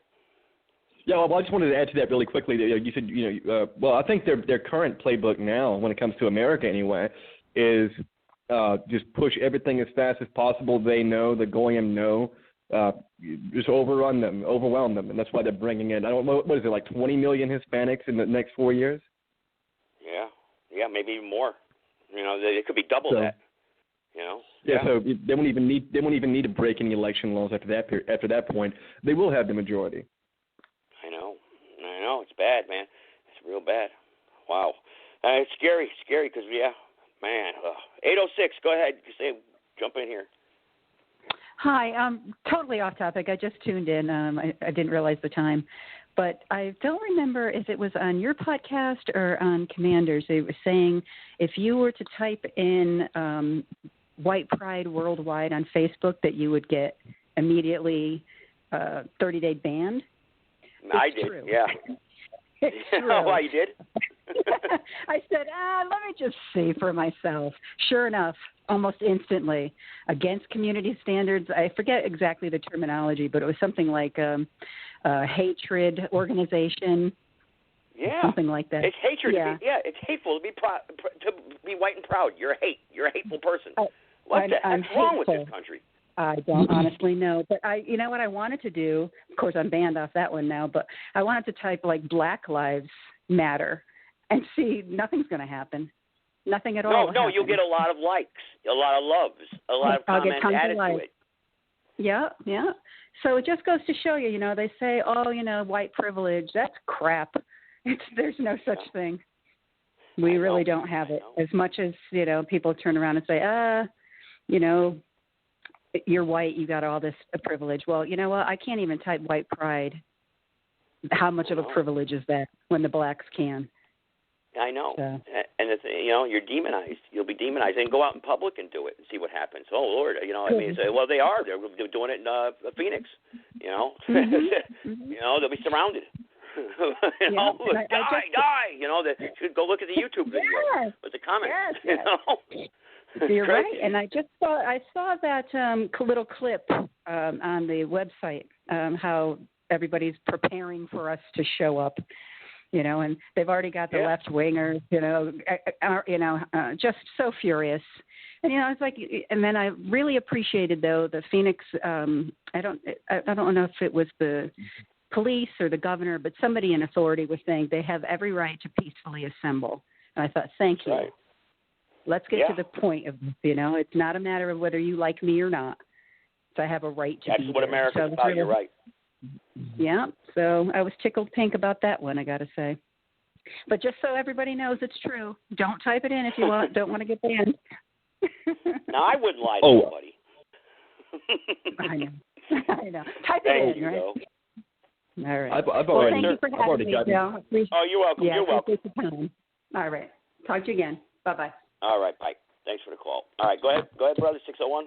I said, I've already gotten rid of my Facebook, my Twitter. In fact, I kind of almost did something stupid on Twitter just by trying to troll somebody, and they try to take the meme I sent and make it seem like I was making a threat. So I just went ahead and deleted my Twitter. Yeah, I don't have any of those mainstream social media outlets. I use Telegram and Gab and other things like that. And that's, people are gravitating, due to Trump. I mean, if you can say one thing about Trump is he is, causing people to shift from their platforms onto other platforms. If nothing else, that is what he's doing to a degree. And like when you have NFL, 75, when you have 75 million people that voted for you, that's quite a following. You got to say at least half of them are going to be diehard to follow you wherever you go. So that's a lot of good numbers.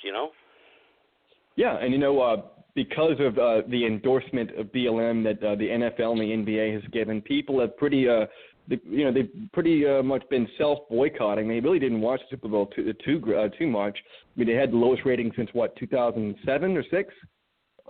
Really? I didn't even pay attention to it. I call it the dumb bowl. So, I had the dumb bowls on, Yeah, it had the lowest rating since 2006, I believe. And wow. It's because people weren't tuning in because of the BLM. They played the Black National Anthem, and that's one of the reasons they didn't tune in. Yeah, so I mean, what I'm saying is, whenever there's a need, whenever there's a demand for an alternative, whenever there's a void that needs to be filled, we just, first off, we have to be able to reach that audience, the people that are boycotting. That's not really doable at the moment, except with something like Newsmax and things like that. But we need to be able to reach out to them in some way, or Gab or Telegram, whatever they're on, and point them in the direction of.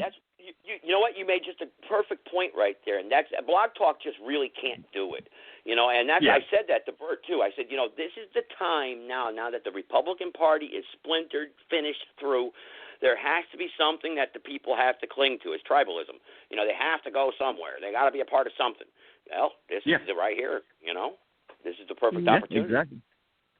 And when it comes to the sports thing, the football thing, there's something actually better than football right now when it comes to football in its by its nature has a tribal aspect to it. You got it's like a corporate tribalism. You got the Rams and the Vikings and it's logo tribalism, but that's the passion that people have for their team. It's a sort of tribalism. It's a really bare tribalism.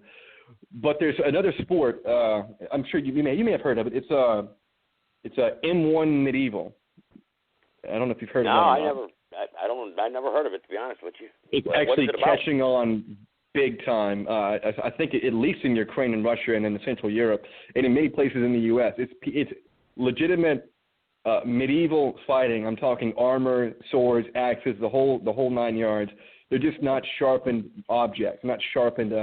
You can still get your nose broken, your jaw broken if you get hit the right way. And it's pretty intense. It won't be here in America then, because they'll whoopify it. They're carrying the imperial flags of their countries and stuff like that. It's really cool looking, and I think it would be really appealing to those people who are boycotting the NFL. If only they were watching it, I think they would stick to it. I think it would quickly fill the void that monkey ball pushed him out of. Yeah. Well, the basketball, I just can't stand the NBA. It's just, I can't watch it. I mean, all they do is just run back and forth and jump up. I mean, the guy 7 foot tall jumps up to slam a ball in, and I'm not impressed with that. That's nothing athletic about that. Yeah, neither. I mean, maybe even if it was, maybe. Yeah, exactly. Yeah, even if it was, even if basketball was all white, I probably still wouldn't even watch it. It's pretty boring. Yeah, it is. I mean, I've played it before. I'm not gonna lie. I played it, street ball and everything. That's fun, But as far as watching it, what the hell do I want to watch a bunch of men for? Run up and down a court, Yeah. It doesn't make no sense, and football is kind of like that too. Football is more of a skill setting. I mean, I can see that, but still, it's all dominated now by the blacks, and it's all we need a black coach now, and they want black owners. Well, just want to turn it all black then. To hell with it, screw it. Just there's no white guys anymore. I mean, and the way we kick them out of in any future sporting event is just instead of having them having them set up by corporations like the NFL or every other sport is, have them set up by religious organizations, religious institutions, and that way they couldn't infiltrate it. You know what? One thing I noticed, one thing that blacks are not in, race car driving. I know how many race car drivers do you know? Is there one? There's one. Well, his name is Bubba Wallace. I don't know if you remember him or not. About last year. He faked a hate crime. He tried to make it look like someone put a noose in his driving garage, his car garage. Really? And it ended up not being a noose. It was just like the Jussie Smollett thing, just not as extreme. It ended up not being a noose, but what they used to put their foot in to close the garage door. And what? Well, what? Real quick though, what happened with that Smollett case? Whatever happened? He gets to walk. Man, if I would have did that, I'd be sitting in prison still. It's crazy. Yeah, and what happened with that Bubba Wallace guy was he was actually the driver for, I think, Richard Petty's company, and Richard Petty kicked him off. Wow. Because it was a fake hate crime, but Michael Jordan comes in. See, they're really tribal. He comes in to the rescue, buys a car for NASCAR, and makes him his driver. So now he's driving again. Unreal. Hey, listen, anybody that's on the queue here, on the call board, you guys trying to get in, press 1. You have to press 1, and I'll connect you if you got something you want to say. I mean, you could just talk off topic like the last caller did prior to that, go off topic, whatever you want to bring up, whatever you want to talk about. Pretty much getting ready to wind it down here if I don't get any new voices here. I mean, so press number 1. Anything you want to add here before I start getting ready to wrap it up? Bert didn't check in with me tonight. I wonder where he must have got busy tonight. That's all right. He's puts a lot of hours in, so. But yeah, man. Anything you want to say here to wrap it up? I'm not. Besides, other than what I've said, I mean, probably just stick to the alternative media as much as you can, and just the best thing we can do, I guess, is just to bankrupt their companies one by one. It'd be too impossible to do it all at one time, but one by one, it'd be very doable. I think you're absolutely right, and we have to stick together. You're absolutely correct there. How about 806? Excuse me. If you're still there, you got anything you want to say here to wrap it up before I wrap it up? Wrap it up. Wrap it up. I do have I have a quick question. I heard him say Gab, but what was the other platform? Besides Telegram. Telegram. Okay. I can't figure out that Telegram. I can't figure it out. I didn't even know it existed, so I can't help you there. But I know Gab, but all right. Well, Gab, it's good to know. But the Telegram, no. It's good to know that there's other places that you can go to, which is not. And I like what you said. One by one, get rid of them. Yeah. And there's actually Can you guys hear me? Yeah. Go ahead. Yeah. I'm sorry. Go ahead. Okay, there's a website called whoiswhite.com. I don't know if you guys have heard of it or not. No. Whoiswhite.com, and it'll show you a list of every organization, I think including the NSM, your organization, including that one. It shows every activist organization, news outlet, blog, and social networking platform that you can go to, that we can go to and voice our opinions. There's quite a few. The link is whoiswhite.wordpress.com. White hyperlink. All right. .wordpress.com. Thank you. All right. Okay. Yeah. .com. All right. I'm gonna check that out. Yeah. All right. Cool. Yeah. Let me get Bert. I think I got Bert on here right now. So let's see if that's him. 863. Go ahead. Hey, good evening there. Figured I'd jump in here. Sorry I got in so late. I know it's time for you to wrap up the show, so I figured I better pipe up. Perfect timing. No, we had a pretty good, productive show, actually. It went smoothly. It just chugged right along. It was good talking points, and I called a couple people, and it was, really made good points. So and Harry was on here and talked about Phoenix a little bit. Got that promoted tonight. So yeah, man. But yeah, what's up? Not much. I caught the first part of the show with the YouTube comments and stuff like that. That's pretty typical with the YouTube comments and stuff like that, with them making threats. They do stuff like that. It's like I always say about Antifa. They're the little kitty cat that looks in the mirror and sees a lion. They come out there and they'll probably execute some of those threats when we get out there, and they'll probably be about 4'11", wearing skinny jeans when we get out there. It's usually the way it goes. They're no match. I don't know why they talk so much trash. One point I wanted to make, though, is it's actually become so mainstream that Antifa and all these other communist, we call them anarchist-type organizations that think like them, they actually think in their mind that because somebody is saying something that they don't agree with, that gives them the legal right to go out there and physically attack them. Have you noticed that? Yes, and to recite that you're worthy of death, even some of those comments, that you should die. I mean, what kind of sick bastard would think that? That's pathetic, I mean, well, it shows that's our real system not acting properly as far as enforcing the laws go. And several states are guilty of it all over America. I mean, look at the ammunition they gave them up in Washington State, creating a chop zone up there. I mean, how many people got beat up, were within an inch of death, murdered, children being molested up there, and how long did it take the government to step in? So they actually think this stuff is okay. But then when we go out there and do something that's perfectly legal, they're like, oh, Nazis, they can't say anything. They're not allowed to get out here. You notice all the advertisements they put out there. They say that they're actually not going to allow the hate. But hate is constitutionally protected as far as speech goes. So, like I said on last night's show, Justice Kennedy, hate speech is free speech. That's from the Supreme Court of the United States. It is protected speech. You do have to be careful not to step outside of that boundary and make sure that it is, in fact, something you're saying that is covered under the First Amendment, because there have been a few cases where people have said things, i.e. bomb threats and things of that nature. Obviously, those aren't covered under the First Amendment, and, screaming fire in a crowded theater, just things like, you have to be very careful because there is a fine line, and we are pushing it to the absolute breaking point, but we're not breaking it.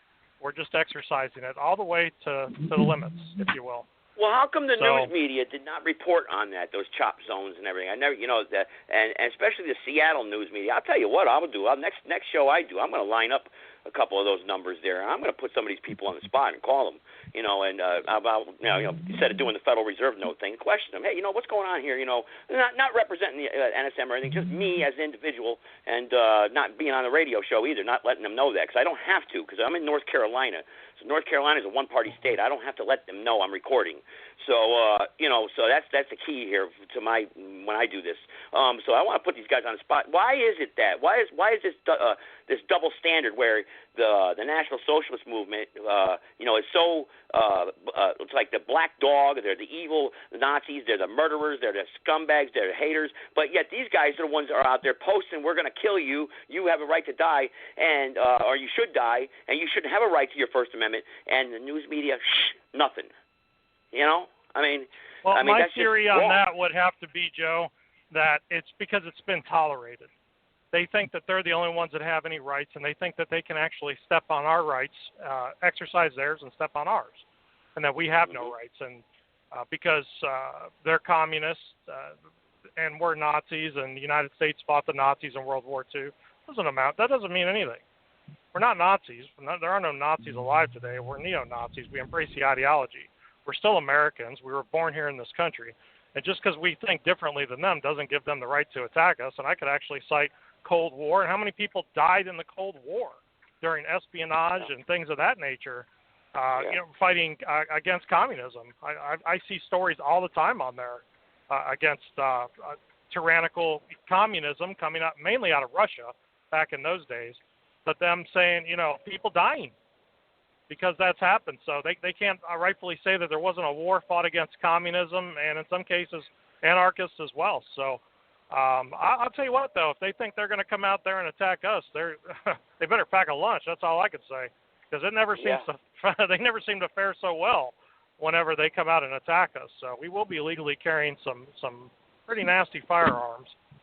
I guess is the best way to put it, and we will be prepared. We're prepared for all contingencies, and even the experts have said, the SPLC and the ADL, it seems like all the media sources always seem to defer to them for everything, since they know so much. The SPLC with their genius technology and everything else, they seem to know more about the NSM than I do. With some of the articles, the stupid articles that they put out there. They've got this many members, they got this many in this state. They know shit about this organization that I don't know, apparently. But you notice how they always defer to the SPLC? What do they know? They don't know anything. The last interview I gave the SPLC, I sent them an email back. They're like, "Oh, hi, Bert, how you doing? I hope this finds you well," and just doing like the Jew does, trying to be a rat, come around acting like it's my friend so he can stab me in the back and bite me on the back of my neck, and I told them, I said, "Here, put this in your next newsletter. Fuck off." Exactly what I told them, and they did. Yeah, well, that's what it says. It says right here, Nazis don't have any rights except one, to be eliminated from the face of the earth. I mean, good thing we're neo-Nazis and not Nazis. So they come looking for trouble with us, they're going to find it. I guarantee it. So, but they, like I said, they think they're the only ones that have any rights. And you can even take a look, if you notice in that news article, they actually put the two, what do you call it, like the graphics side by side. And there you had ours on one side. It said NSM legal demonstration. I forget the exact verbiage that we used on there. It was demonstration and legal protest or something. Nationals and legal protest. That's what it was. And that just said basically what we were going to be doing and teaching conservatives how to take on, address violent Antifa, one event at a time. And then you've got Antifa's graphic directly beside ours where it shows them smashing a swastika and promoting for them to come out and attack us. So you can see the difference in the two ideologies there. I mean, there's obvious differences that they're communists on the radical left and we're National Socialists on the radical right, but it's deeper than that. I mean, these people actually want to come out and just kill anything they don't agree with, as you noted earlier, and they do. Problem is they're not very good at what they do, though. So I wouldn't. This isn't Jeff Scoop's NSM. That's all I can say. So they come out there, point any weapons at us. I can promise them, whether it's a knife or they point any guns at us, they're going to get shot. They're going to get shot a lot. I think that what you should do is, start them off with, some jokes, racist jokes there, and then bring the message. Get them real riled up, and then bring them the message. Phoenix PD in the past, though, just from what they don't want to hear our PA system. Antifa, we got 8,000 watts out there on 5 15-inch speakers. I mean, they're going to be out there if we do decide to go the permit route. Their little snowflakes are going to have their little snowballs with coconut on them covering up their ears. They're not going to be able to stand what we've got to say. I tell you, but some states, some areas, venues don't allow you to have a PA system. What do you do then? Well, I noticed that Virginia. I don't think that's not that they don't allow you to have a PA system. If there are states that way, I haven't seen that yet. I do notice that Virginia, after the Charlottesville incident, seems like every town in the state of Virginia out there, now they're putting noise limitations out there. Misdemeanor if you have a system that's louder than 135 decibels. So if that's something that if we went to the Virginia Supreme Court, I mean, I'm sure that's First Amendment violation all day long. I don't know where they come up with these stupid rules, but see, those little ratty things that they pull, anything they can do to silence the message. So again, we're back to square one. We don't need to, have a PA system. We can just do a legal walking picket out there, and people can just lose their minds, and like they always do. Right? And the Jew has demonized the swastika so badly. It's actually like they've done in Detroit. I mean, geez, they look at us like we're like it's Satan incarnate or something when we walk by. We're just people, and they're just mortified of our symbols. And the Jews have just gone way above and beyond. And so all I've done is take that and turn that around and use that against them. So, and for so many years, what people don't understand about the NSM is there was two sets of rules in the old NSM, I say Scoop's NSM out of Detroit. Yet not only did you have to be careful with what you said legally, but in Scoop's NSM, you used to have to watch what you said on the PA as far as how the quality of how you sounded. So there were no racial epithets. There were things like, we've got enough rules to deal with, okay? I'm not going to tell anybody they can go out there and they can't say what they want to say. If they want to use racial epithets, they can. That's their First Amendment right. Like the Supreme Court Justice says, hate speech is free speech. All I request is that you don't sound like a goddamn clown. We're not, you're going to sit up there and tell jokes. I mean, we're not a bunch of clowns. We're not there to amuse them and make them laugh. I mean, this is a serious political event. But say what you mean, and say it from the bottom of your heart. That's all I ask. What is the you said political event, so what is the exact basis or foundation of the, is it a national meeting? Because Harry was going over that, and I forgot to ask him that. What is the real basis? Is it just a national meeting to demonstrate what's the cause, root of, foundation that you're stepping on? We pick random cities. We pick random cities all the time. I mean, Detroit, we did because they were doing the LGBTQ pride thing up there. That's what I meant, yeah. Pennsylvania was just, that was because that's Region 2, and Williamsport was the closest big town there, and they had I didn't know it until we actually applied for the permit, but they had a lot of racial problems in that city before, and I noticed, like you were just reading the YouTube comments for Phoenix, I actually read them for Williamsport after we applied for the permit. They found out the NSM was coming there, and everybody was commenting on YouTube saying, oh my God, with all the problems, racial problems that Williamsport already has, and like, oh, well, we didn't know that. Thanks for bringing that to our attention. We would have, we just picked a random city here. But it seems like every city we pick has got racial tensions. So I'm getting to wonder if that's just not every city in America that's got racial problems that people are just pretending aren't out there. Yep. So now we're going to Phoenix, which the NSM Detroit has done it before, so obviously there's some experience there. And some of the guys that are in the NSM now, the NSM Florida, were in Scoop's NSM Detroit. So they've got some experience out there. I have a feeling this is going to be probably one of the biggest and most dangerous ones we've done yet. At the same time, in terms of publicity and getting our message out there, and I kind of tend to agree with the ADL woman out there. She said our message is twofold. We want people to hear our message, which I'd agree with her, and that let them know that we're still there. And I'd have to agree with that, possibly some other things, but you won't hear me say I agree with the ADL very often, but because they're a bunch of Jews. But it's interesting. Harry called her a critter on that video. I guess to me, but critter with that nose. But oh wow, critter. Oh man, but the race, critter, right. I'm looking it up right now. The cities with the worst conflict for race relations, and you got the, I don't even see Phoenix on here really right now. I see Syracuse, and then there's some state. Minnesota's got a lot of problems, real lot of problems. Cause that Omar woman, that they got a Muslim problem up there. Phoenix is way down on the list, so I don't know. Well, we'll see what happens, But it all depends on also is getting the word out. I think one of the callers mentioned that, getting the word out, getting the platform out there so people hear about it. A lot of people don't know about the NSM. They don't know nothing about it. A lot don't, and that's the problem, really. Remember you were on my show, Bert.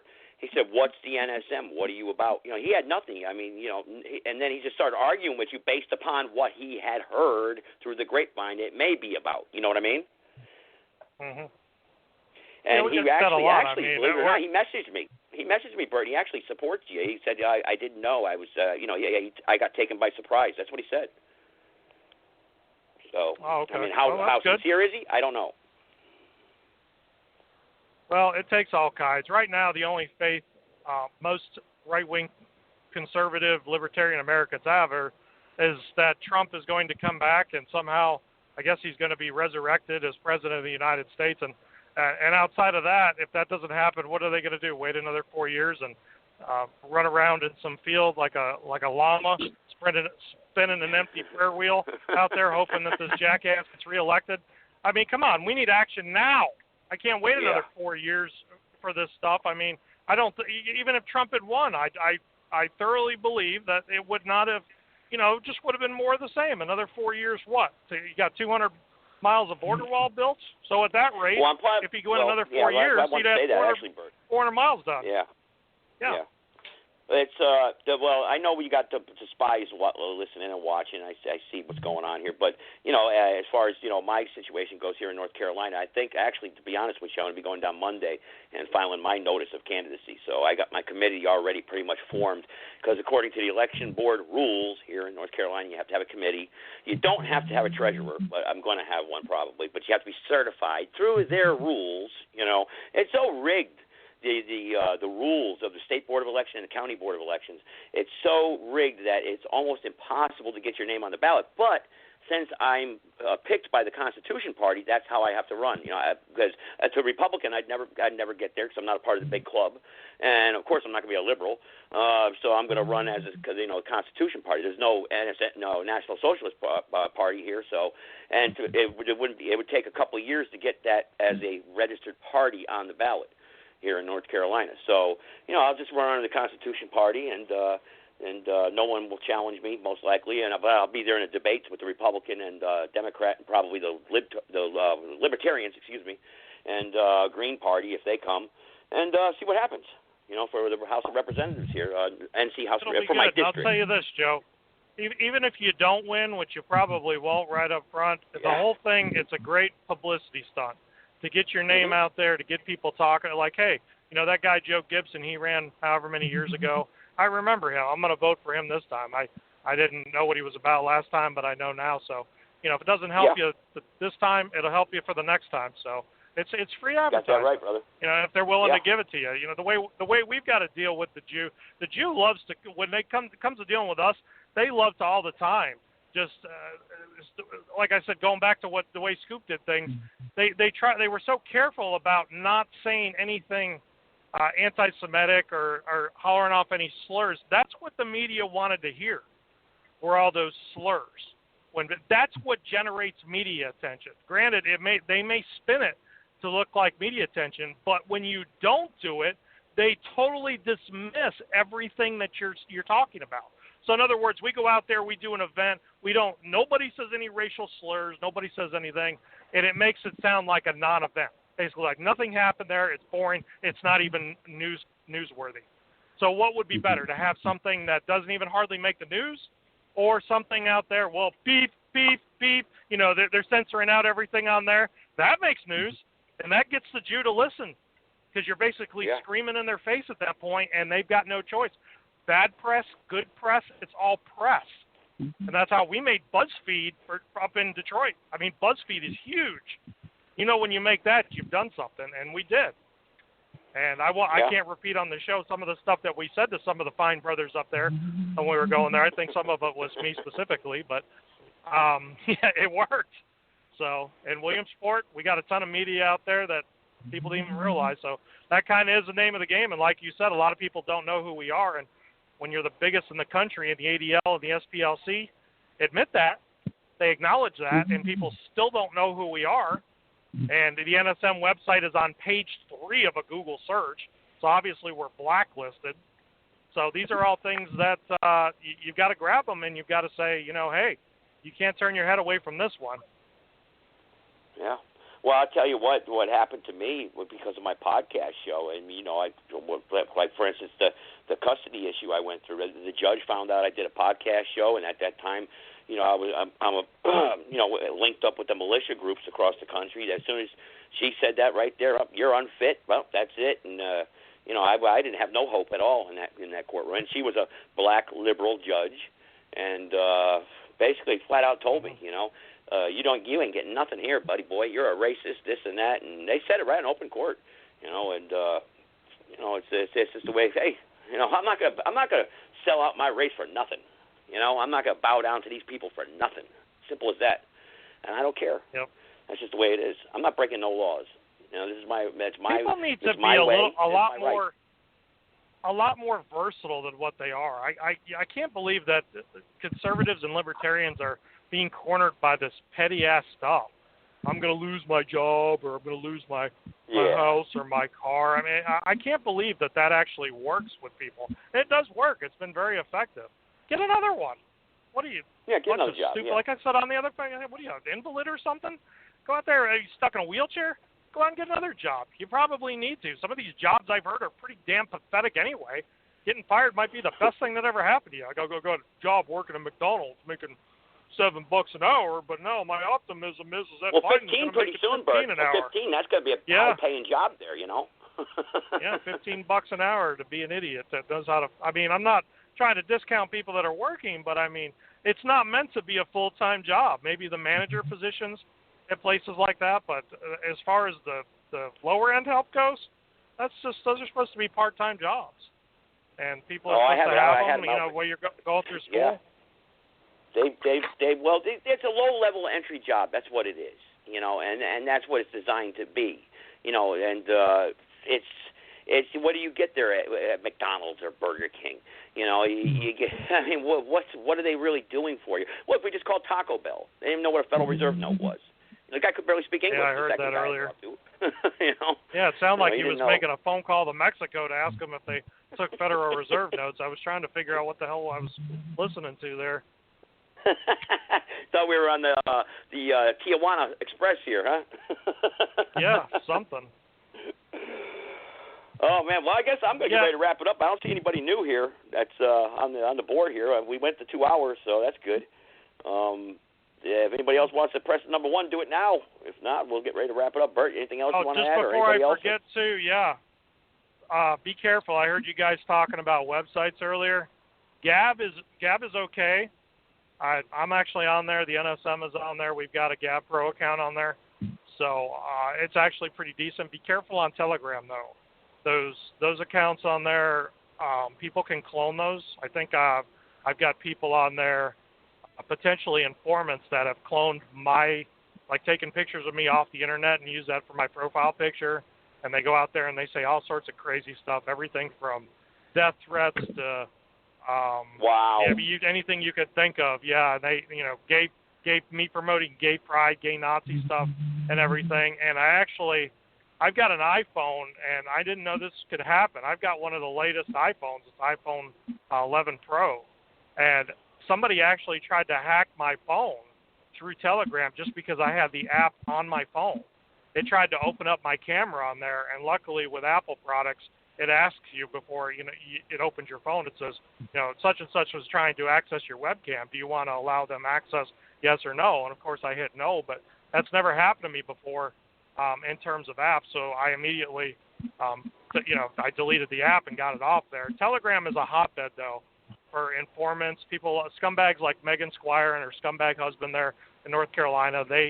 They get on there and they try to get people to say illegal stuff that they wouldn't otherwise say, and entrap them, and then they report it to federal authorities. So it's very dangerous. So I told the NSM to get off of there at a political level and an organization level. If they want to go on there, they can. They do it individually, not as a representative of the NSM, but that place is a hotbed for illegal stuff, so just be careful on there. The other one I'm not familiar with, who is white. I hadn't ever explored that, so I can't say one way or another about that, but I just wanted to put that out there. All right, man. Thank you. I'll check it out. Anything else, anybody that's out there? Speak now or forever hold your peace. Oh, wait, we got another one here. Go ahead, 423. Go ahead. Well, good evening, Joe. How you doing? This is Mike Schler in NSM, Tennessee. How you doing, brother? I'm doing just fine. I was wondering, have you heard anything new about that negress scumbag bitch that beat that little 3-year-old white toddler to death? They adopted her. She was on the Food Network, starred on there as a. No, I didn't, but I would like to look into that, actually. That's I didn't hear nothing about it. I don't know nothing about it, so I'm letting you know. But what's up with it? Greenville, I believe it was up in Greenville, South Carolina, where that happened. Up there in the northern part of the state. All right. I'm in North Carolina, but I'll look it up. Greenville, yeah, I'll look it up. But what happened? Can you just tell me real quick? Her and her husband beat this little white toddler, 3-year-old toddler-aged girl, beat her to death. And media blackout, of course, the AP, they're not reporting anything about it. outside of the state of South Carolina. And I've made a few calls around the country asking why not. And they're saying, well, we just don't cover that. I said, well, I'm sure you guys were covering everything about that criminal pig George Floyd when he got suffocated to death because he wouldn't do what he was told. That seemed to go around the world. Why is it this? Oh, we just don't cover. I said, oh, because it's black on white crime. I get it. I'm sure if it was the other way around, if it was maybe your child that you would have had adopted and put in the system for another family to take in and care for and raise, you'd